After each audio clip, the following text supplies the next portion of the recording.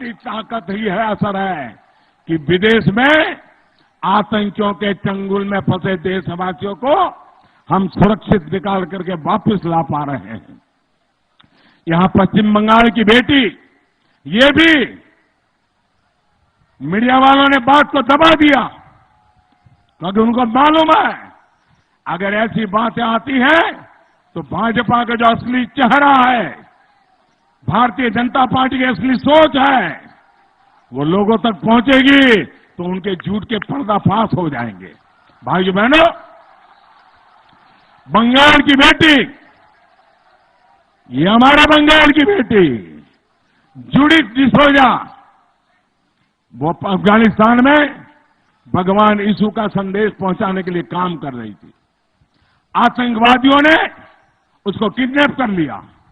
अब कल्पना कर सकते हैं, एक जवान बेटी आतंकवादियों के कब्जे में गई, तब हमारी मुसीबत कितनी बड़ी आई होगी, कितनी परेशानी पैदा हुई होगी।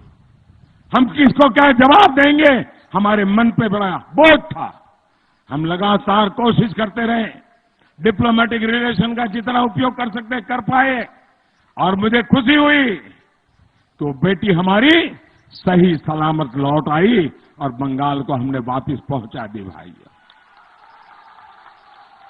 ये काम हम करते हैं। और कहती है विदेश में दौरा करते हैं, अरे ये दौरे से है कैसे हमारी बेटियों को हम ला पाते हैं। ये भारत की बढ़ती ताकत का ही असर है कि अंतर्राष्ट्रीय योग दिवस हो या इंटरनेशनल सोलर अलायंस, हम दुनिया का नेतृत्व कर रहे हैं। ममता दीदी, भारत की बढ़ती ताकत ने भारत के पासपोर्ट की ताकत को भी बढ़ा दी है। ये भारत की बढ़ती ताकत है कि विदेश में विदेशी निवेश आज विदेशों से हिंदुस्तान में रिकॉर्ड स्तर पर हो रहा है। विदेशी मुद्रा का भंडार रिकॉर्ड स्तर पर है। रिकॉर्ड संख्या में विदेशी टूरिस्ट आज भारत आ रहे हैं। साथियों, याद करिए, बांग्लादेश के साथ सीमा विवाद कितने वर्षों से चल रहा था, कितनी सरकारें आई और गई, हमारे लाखों नागरिकों का जीवन अधर में लटका हुआ था। हमने विवाद भी हल करने का काम किया। भाई और बहनों, जब सत्ता और वोट बैंक के लिए राजनीति के बजाय भारत भक्ति की राजनीति होती है, तब देश हित के काम होते हैं, जन सामान्य की भलाई के लिए काम होते हैं। वोट बैंक के लिए ही जीते मरते हैं, वो राष्ट्रवाद को गाली देते हैं और आतंक और पाकिस्तान के पक्ष में खड़े दिखते हैं। सिर्फ मोदी को नीचा दिखाना, वोट बैंक को खुश करना, ये दीदी के लिए यही उनका तरीका है। और दीदी ने सर्जिकल स्ट्राइक पर सवाल खड़े कर दिए। एयर स्ट्राइक की तो ये लोग हमारे सपूतों के शौर्य के सबूत मांगते हैं। साथियों, दीदी जिस कांग्रेस की सरकार में पार्टनर रही है, वो तो पाकिस्तान के आतंक के सामने रोती रही है। आपके चौकीदार की सरकार है जिसने आतंकियों को घर में घुस करके मारा है। आप खुश हैं? आतंक खत्म होना चाहिए। हिंदुस्तान से आतंकवाद नष्ट नाबूद होना चाहिए। इतने सारे नेताओं के नाम बाजार में चल रहे हैं। हर गली मोहल्ला वाला 40 सीट लड़ रहा है, वो कहता है मैं प्रधानमंत्री बनूंगा। 20 सीट लड़ रहा है, वो भी कहता है मैं प्रधानमंत्री बनूंगा। 25 सीट लड़ रहा है, वो भी कहता है। सब घुंघरू बांध के तैयार हो गए हैं। मुझे बताइए, कौन है? इतने सारे चेहरे हैं, कौन चेहरा है जो आतंकवादियों से लड़ सकता है?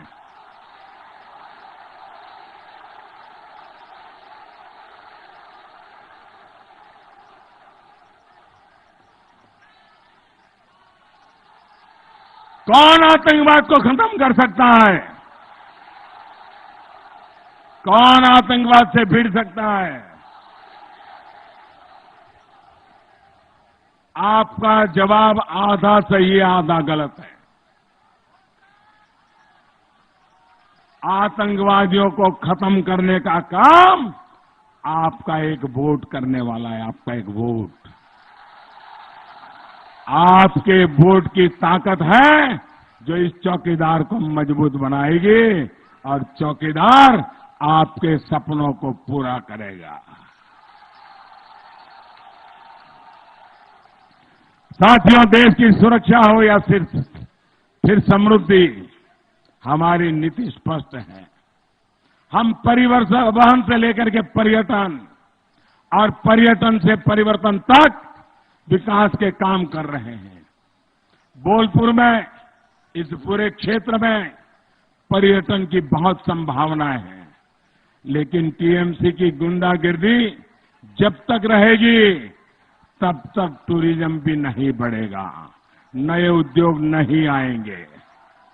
केंद्र सरकार यहां की कनेक्टिविटी को मजबूत करने के लिए, लोगों का जीवन आसान बनाने के लिए हजारों करोड़ के प्रोजेक्ट पर काम कर रही है। लेकिन हमारी दीदी का पूरा प्रयास है कि मोदी जी को भी उनका काम पश्चिम बंगाल के लिए कर रहा है, उस पर भी ब्रेक लगाई जाए। आयुष्मान भारत, जिससे यहां के 1 करोड़ से अधिक गरीब परिवारों को 5 लाख रुपए तक इलाज की सुविधा मुफ्त में मिल रही थी, और वो भी हिंदुस्तान में कहीं पर भी कर सकते हैं। ये दीदी ने उस पर भी ताला मार दिया। ये गरीबों की बीमारी पे ये ताला मारने वाली दीदी है। इस योजना से पश्चिम बंगाल ही नहीं, बल्कि देश के दूसरे हिस्सों में भी अच्छे अस्पतालों में यहां के गरीबों का इलाज होता।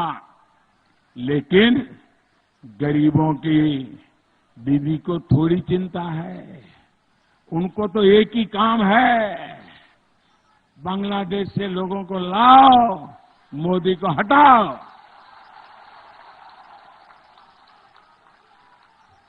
पीएम किसान सम्मान योजना से पश्चिम बंगाल के हर किसान परिवार के खाते में मोदी सरकार पैसा जमा कराना चाहती है, लेकिन पश्चिम बंगाल की सरकार किसानों की लिस्ट दे लेने के लिए भी तैयार नहीं है। भाई और बहनों, स्पीड ब्रेकर दीदी को हटाने के लिए आपको अपने चौकीदार को और मजबूत करना है। और आप विश्वास कीजिए, आप हिम्मत के साथ मतदान कीजिए। अब पूरी तरह मैंने व्यवस्थाएं बनाई हुई है। इलेक्शन कमीशन का मैं आभारी हूं, उन्होंने बंगाल के अंदर हो सके उतना प्रयास किया है। वे अभिनंदन के अधिकारी है।